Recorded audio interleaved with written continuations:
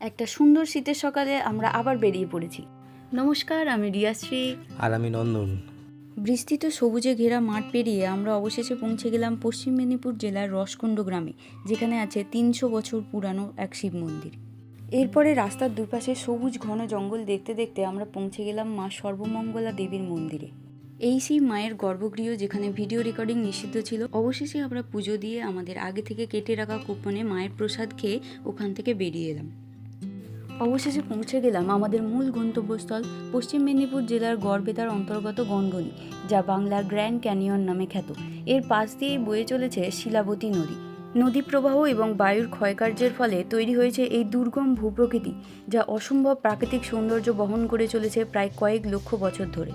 কথিত আছে ভীম রাক্ষস বকাসুরকে এখানেই হত্যা করেছিলেন, আর সেই যুদ্ধের অভিঘাতেই এই ভূখণ্ডের চেহারার পরিবর্তন হয়। প্রকৃতির এই অপরূপ রূপ দেখতে দেখতে আমরা অবশেষে বাড়ির পথে রওনা দিলাম।